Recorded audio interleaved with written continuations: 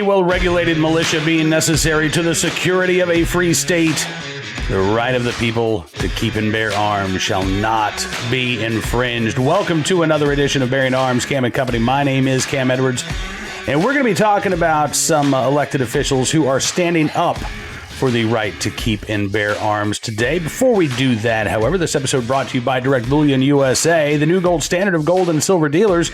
You wouldn't let the swamp of Washington, D.C. take your guns, so why would you let them take your retirement? Visit directbullionusa.com today and start learning how to protect your financial freedom by requesting a free investment guide. Secure, protect, and diversify. Get started now at directbullionusa.com. So we have been talking quite a bit about what's going on in Oregon, where it looks like Measure 114, that anti-gun ballot initiative, is going to pass with somewhere between 51 and 52% approval. I mean, it's not a slam dunk, but it looks like it will be narrowly approved. And, you know, that's all that the gun control advocates need, right? Give them an inch, they're going to take a mile, and that's exactly what they're doing here. So right now it looks like the election will be certified on December 15th. That starts a 30-day countdown for when Measure 114 will take effect. Theoretically, January 15th, right? When that happens, according to opponents of Measure 114, unless the state of Oregon has written all of the permitting procedures for the new permit to purchase requirement that every would-be gun owner is going to have to jump through before they can exercise their right to simply keep a gun in their home, if those rules are not written by January 15th, what happens? Proponents of Measure 114, the backers, say, well, nothing happens. The measure can't take effect until the legislature writes the rules.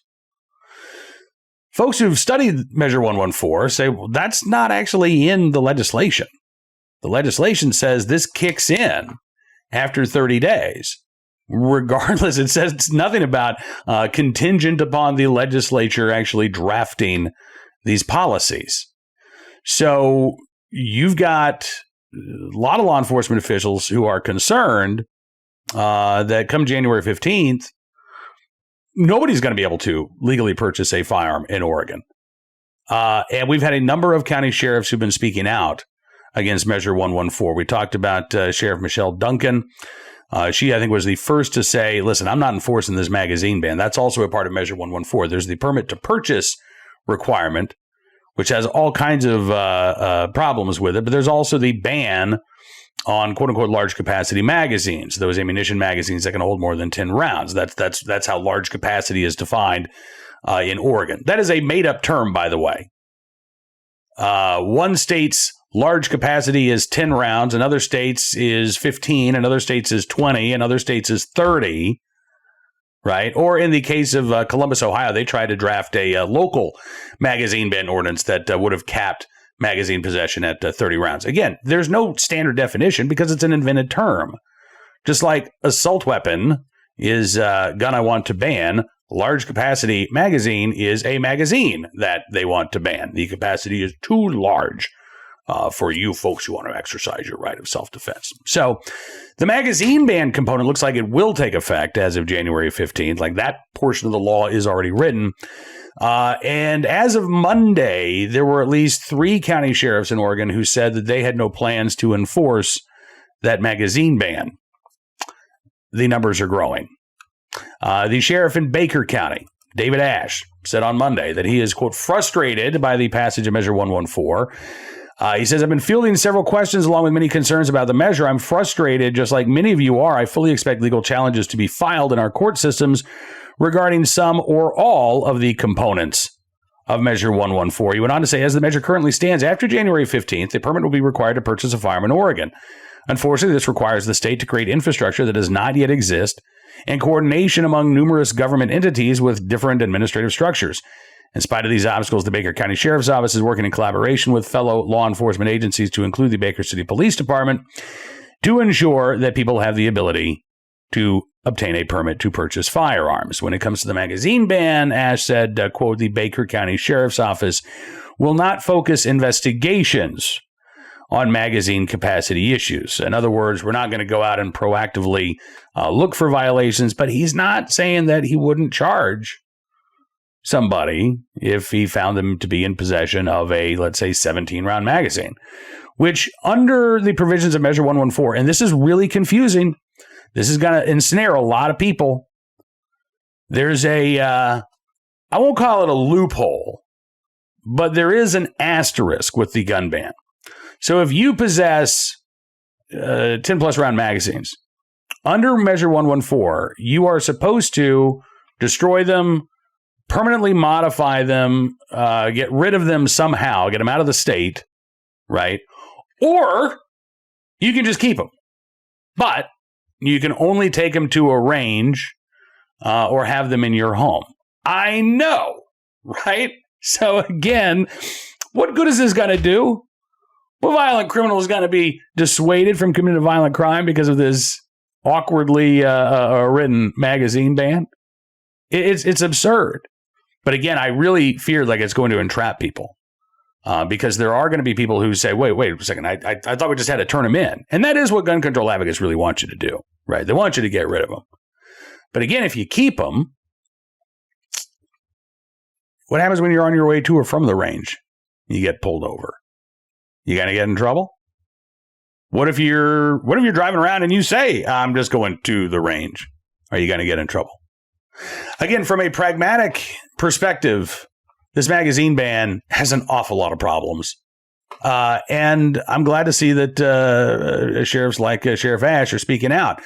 I will say that there have been other sheriffs who have been far more vocal in their opposition, much less diplomatic in the language that they have used. Union County Sheriff Cody Bowen says that Measure 114 is, quote, an infringement on our constitutional rights and will not be enforced by my office. Yeah. He said the measure will only harm law-abiding gun owners and will result in wasted time with additional redundant background checks. With no funding from the state to provide additional payroll costs, this will ultimately sacrifice patrol and deputy presence in our community. Another attempt at defunding our police at its finest. To the people who chime in with me picking and choosing which laws I want to enforce or not enforce, hear this, he says. When it comes to our constitutional rights, I will fight to the death to defend them, no matter what crazy law comes out of Salem. I'd vote for Sheriff Bowen. I don't know about you, but yeah, I'd do it. And I'm glad that the sheriff talks about some of the other problems here. Look, there are plenty of constitutional concerns with Measure 114, as we have outlined.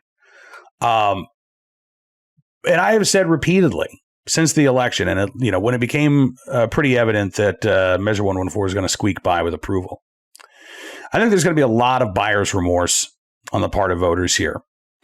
They were told this was just going to be something simple. This was going to be something effective. This was going to be something life-saving. And by the way, it wouldn't hurt them at all, right? As non-gun owners, how on earth is this going to impact them? So I think you had a lot of Oregonians who were not gun owners, who are proud progressives, who felt like they were doing the right thing here. And they're not aware of the unintended consequences, but they're about to find out because there is going to be a shortfall for many law enforcement agencies. According to the state's own financial impact estimates, they say that the new fees associated with Measure 114 are going to bring in about $19 million. They say that the cost of administering Measure 114 in the first year is going to be about $50 million. Yeah. And after that, while the cost to administer the program goes down slightly, the revenue doesn't go up. So they're anticipating somewhere between $20 and $30 million shortfalls. Now, again, these are the government's estimates. Would it surprise you if those turn out to be lowball estimates and the funding gap is actually a lot larger? Wouldn't surprise me at all. But according to the government's own estimates, we're looking at a $30 million shortfall that's going to have to be plugged, again, by local law enforcement. Now, counties and states, they don't run deficit spending. It's not like Congress. They've got to be able to live within their means. And so when you put all of these additional administrative costs on sheriff's agencies and police departments, what will happen? Well, as Cody Bowen, the sheriff there in Union County, described. There will be sacrifices to patrols. There'll be fewer deputies on the streets. And this does amount to defunding the police because it forces them to spend money that they don't have, which will in turn force them to reallocate resources and direct those resources at people who are trying to stay within the confines of the law, as opposed to focusing on the relatively small number of individuals who are responsible for a disproportionate amount of violent crime. So even if you're not a gun owner in Oregon and you thought, well, I'm going to vote for this and it's going to save lives and it's going to do good things, it's not. This isn't going to save any lives. The magazine ban is going to be completely ineffective. Violent criminals aren't going to go get a permit to purchase a firearm anyway. They're just going to illegally acquire them. These are laws aimed squarely at legal gun owners. But the impact will be felt by all Oregonians, even those who don't own a gun.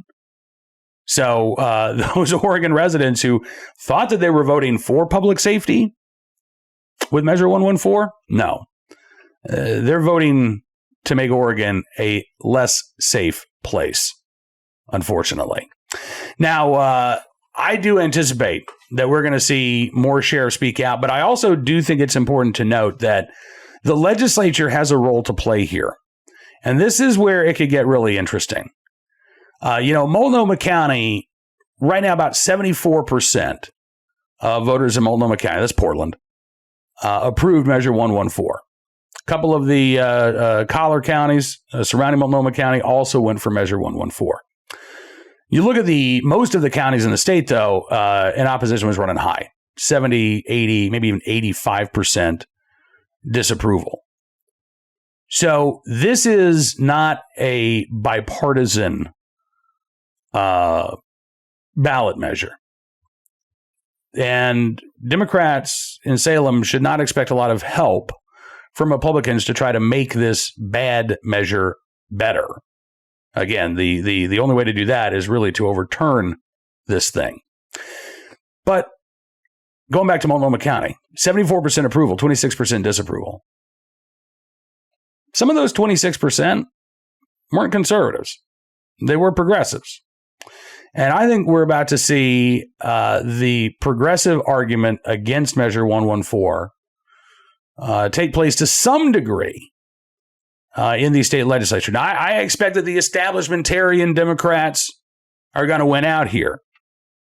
But don't be surprised if you do hear some progressives arguing that Measure 114 is going to increase incarceration for nonviolent crimes. It is going to increase policing on these streets of Portland when these progressives want less incarceratory measures to take place. They're looking for more, community violence intervention instead of more gun control laws. And I think it's going to be fascinating to see how this plays out and just how difficult it is to make this particular bit of anti-gun sausage in the legislature. So we'll be following this very, very closely. Meanwhile, Alan Gottlieb, founder of the Second Amendment Foundation, says that they are already prepping a lawsuit. They are looking for plaintiffs right now to take on Measure 114 to try to block the new law from taking effect. The timing of this is going to be really interesting. Because, again, you need to know what the law looks like. We know the rough outlines of what the law looks like. But it's going to be, I think, really fascinating to see when this lawsuit gets filed. Probably won't happen until after December 15th when the election is certified. And we know that Measure 114 is going to be implemented at some point. But probably before January 15th when the law is slated to take effect, and the magazine ban at least will be taking effect. So we've probably got 2 months and maybe 6 or 7 weeks before we see that lawsuit filed there in Oregon. And there might be more than one, quite frankly, lawsuit headed to the federal courts there in Oregon dealing with Measure 114, because again, there are so many people who will be impacted by this and so many parts of Measure 114 that, in my mind anyway, are flagrantly unconstitutional, from the built-in waiting period to purchase a firearm. Because again, you got to go through this permit to purchase system And these issuing authorities will have 14 days to go through your application. So you're already looking at a de facto 2-week waiting period. Then again, you're also looking at having to receive permission and approval through some pretty subjective standards, by the way, before you can exercise a fundamental civil right. I think that is squarely unconstitutional. And I have to say, I'm not looking forward to Measure 114 being implemented, but I am very much looking forward to the inevitable lawsuits to come, because I don't think this law is going to stand up in court.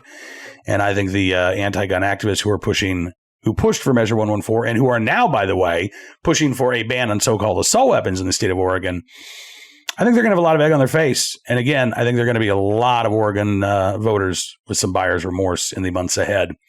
All right, let's turn our attention now to today's Armed Citizen story, our good deed of the day, and our recidivist report. We'll start there. Baltimore. Now, this is not actually a recidivist report because the suspect in this case, I don't think, had a previous criminal history, but it is certainly a case of going soft on crime. A victim's family in Baltimore outraged after a 14-year-old who was charged in a fatal shooting receives a plea deal that could see him behind bars for no more than 9 months. Yeah. The now 15-year-old suspect, who is accused of shooting and killing a man named Timothy Reynolds, will enter a plea deal. His attorney, Warren Brown, telling Fox 45 in Baltimore that the teen would plead guilty to manslaughter, and the case would then be sent to juvenile court. Jay Wendell Gordon, another one of the teen's attorneys, says, we have an agreement, as we said at the beginning, this was not a first-degree murder case. Well, the victim's family would certainly disagree about that. In July, Tim Reynolds got into a confrontation with a group of squeegee kids. So these are basically teenagers just stand on the street corners in Baltimore. You pull up at a red light. They start wiping off your windshield. If you don't want them to, tough. And you're supposed to give them money for that. Reynolds was armed with a baseball bat. He crossed Light Street in Baltimore to confront the teenagers. He actually swung his bat at the group, but didn't hit them. One of the boys threw a rock at his head and did hit Tim Reynolds. And so as he stumbled and turned away and started walking back to his car, one of the other teenagers, who was 14 at the time, pulled out a gun and shot Reynolds 5 times, killing him. Reynolds' sister, Becky, says our family's absolutely devastated. She said this was a senseless murder that didn't have to happen, and we're being further victimized by the Baltimore City State's attorney. Tim Reynolds' widow, Shannon Reynolds, says she was confident that the case would not be moved to juvenile court. She said, I was blindsided when I heard the state and Ms. Mosby, Carolyn Mosby, was offering a plea deal. She said Mosby should recuse herself. A former federal prosecutor, Thiru Vignaraja, who also ran for mayor of Baltimore, lost, ran for state's attorney, challenged Marilyn Mosby, lost. He's been representing the family pro bono. He said, based on his discussions with the boys' attorneys, it looks like if this plea deal is approved, he'll serve no more than 9 months in a juvenile facility. Now, the defense attorneys are disputing that, saying that he could remain in custody until he was 21. But note that word could remain in custody. Basically, it sounds to me like if he doesn't get in trouble in the first 9 months that he's in juvenile detention, he'll be released. If he does get into trouble, he could stay behind bars. If he gets out and he gets in trouble again, he could go back and have to serve the remainder of his sentence, possibly until he turns 21. But again, that would be the most that his now 15-year-old could serve, 6 years for, again, what prosecutors are now apparently willing to accept as manslaughter. But what really does sound like a case of murder. And I would actually argue some premeditation involved, given the fact that Reynolds was walking back to his car, did not present a threat to the teenagers. So this was not a case of self-defense. Maryland, by the way, is not a stand your ground state. So even if this had been a case of self-defense, and again, I don't think it meets the definition, the teenagers in question would have been required under Maryland law, to retreat to a safe distance. Reynolds had a baseball bat and was walking back to his car at that point in time. This is a public thoroughfare. The teens could have kept walking away from Reynolds. Instead, one of them pulled a gun and fired 5 shots. Again, not self-defense, not manslaughter in my mind, but this could result in a 9-month sentence. First plea deal, by the way, that was offered would have carried a 60-year sentence. Marilyn Mosby's office, by the way, said that the prosecutor offered that plea deal without proper approval, so she pulled it, and now a much softer deal is on the table. Today's armed citizen story from Seattle, Washington, where a woman was able to escape what was described as a vicious pimp in Seattle with the help of an armed rideshare driver. Yeah, the 20-year-old woman apparently had been taken from California to Seattle. She was trafficked, taken to Seattle to perform sex acts for money, according to prosecutors. She first tried to escape her pimp, described as 30-year-old Winston Burt, uses the street name Dice Capone. Anyway, the victim first tried to escape Burt by jumping nearly naked from a third-story window. She finally succeeded after running from his car and sitting topless on a highway until a rideshare driver helped her. The woman was taken to a hospital with injuries including black eyes, broken ribs, a broken leg, spinal injuries. Burt being held on $750,000 bail. He's set to be arraigned. Was set to be arraigned last Thursday. The deputy prosecutor, Benjamin Gaughan, said in charging papers the defendant leads a sex trafficking enterprise that has operated in at least 3 U.S. states involving multiple victims who've been exploited, harmed, and maimed by the defendant's violent and coercive actions. H.A., the victim in this case, told police that she had been, quote, working for Burt for about 4 months in California and Arizona, as well as Seattle. But when she tried to leave, he started beating her. She wanted to get out. She was done, and he wouldn't let her, according to her statement. He attacked the other woman as well, identified by her initials ST, in the rental home where they were living, kicking and pistol whipping the woman until her eyes swelled shut. And he forced the other woman to participate in the attack as well. On November the 2nd, he similarly beat and pistol whipped H.A. after she said that she wanted to leave. He split her lip open so badly it appeared to be hanging off of her face, she told police. For 3 days afterwards, she was trapped inside that rental home. No phone, no money, nowhere to go, in extreme pain with, pretty serious injuries. And then that Saturday night, Burt allegedly began punching her again, ordered her to take off the clothes that he had given her.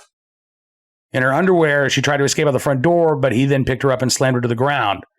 She ran upstairs with Burt chasing her. She jumped from that third-story window, landed on the ground, managed to get into the street, flagged down a car with 2 women inside.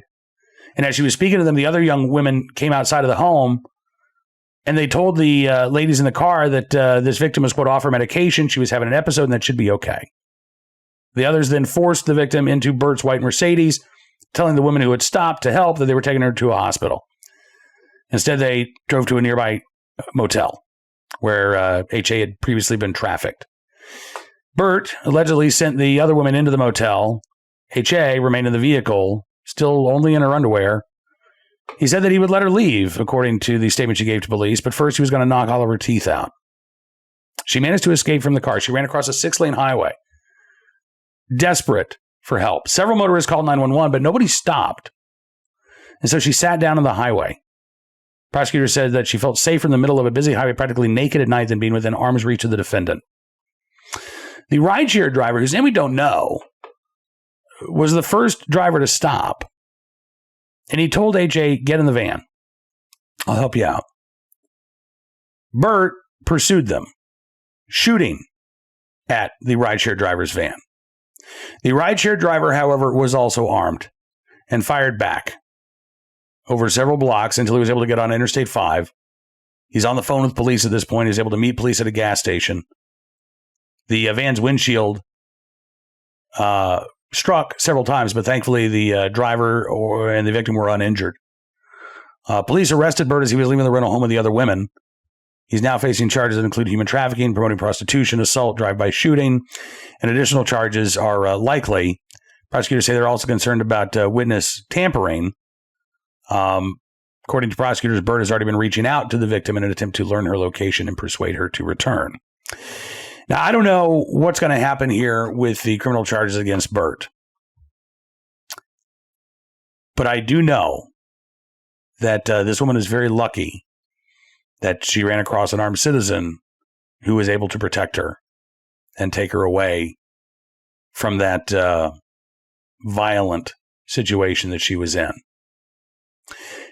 And I also know that that rideshare driver is likely to lose his job because of it. Because both Lyft and Uber prohibit drivers, even those with concealed carry licenses, from carrying in their own vehicles while they're on the clock. Can't do it. Doesn't matter if you are the victim of an armed robbery yourself and you use your firearm to defend yourself. Doesn't matter if you save a woman from sex trafficking on the side of a busy highway. As long as you have your firearm with you when you're working, you're not allowed to drive for Uber or Lyft anymore. And so it is very likely that this rideshare driver saved a life and lost their job because of it. We will try to bring you more details of this situation as they become available. Again, without knowing the rideshare driver's name or even what company he worked for, it's impossible to know whether or not he's still employed. But again, if the company finds out whether it's Uber or Lyft, they're going to give him the boot. Today's good deed of the day from Hawaii, where a U.S. Marine honored for his life-saving actions back in September. This was Labor Day, and Corporal Robert Farmer, you see him there on your screen. He was spending his Labor Day at the China Walls Cliffs on Oahu when he saw a big wave sweep a woman off the side of a cliff. Farmer said, I thought she was stuck on the rocks at the base of the cliff, but she wasn't there. And when I spotted her stuck on the coral, I thought to myself, all right, I need to get there. There was a large swell. The conditions were rough, but I had to help, so I jumped. Farmer swam through the strong current to reach the woman, was able to pull her to the base of the cliff, and with the help of a surfer, they were able to carry the woman to the top of a nearby hillside. Where another Marine, Lance Corporal Elizabeth Previtt, stepped in to administer first aid. Farmer worked with paramedics to check the woman he had saved, didn't have any serious injuries. The woman did survive. Corporal Farmer says that as an experienced whitewater kayaker, he knows what it's like to be trapped in those strong currents. He said, I've been there before. I know how scary it is. I've been there when others have helped me. I've been there when I had to help myself. Having someone by your side makes the situation 100 times more bearable. It gives you a little bit of hope and assurance. A couple of days ago, back on November the 2nd, Colonel Jonathan Sims presented Corporal Farmer with the Navy and Marine Corps Medal, which is awarded to Marines and sailors who demonstrate heroism while not in combat with an enemy. Service members can earn the medal only by risking their own lives. And Colonel Jonathan Sims said in a release that, quote, we're all very proud of Corporal Farmer, put himself in harm's way and saved a life that otherwise would have been lost. His actions were consistent with our core values and embody the exact behavior we've come to expect from our Marines. So, Corporal Robert Farmer, stationed at Marine Corps Base Hawaii, in the right place, at the right time, willing and able to do the right thing. And we thank you, sir, for your very, very good deed. Now, that is unfortunately all the time we've got for you on this edition of Bearing Arms Cam & Company. I want to thank you for being a part of the program as always, and we will be back here tomorrow with even more of the latest Second Amendment news and information. In fact, we'll be talking with Dan Schmutter, attorney in New Jersey, who does a lot of work with the Association of New Jersey Rifle and Pistol Clubs. We're going to be talking about what's going on not only at the state level, but at the county level as well, where at least one county trying to get the jump on state lawmakers by instituting their own sensitive places, gun-free zones. Yeah, we'll get to that on the next Cam and Company. Until then, thank you again for being a part of the program. I'd also encourage you, by the way, to go to bearingarms.com/subscribe and become a VIP or VIP Gold member. Not only will you be supporting the independent pro-Second Amendment journalism we do at Bearing Arms, but we're going to say thank you by giving you exclusive news stories and analysis you won't find anywhere else, because your support does matter and it really does make a difference. Until then, be well, be safe, and be free.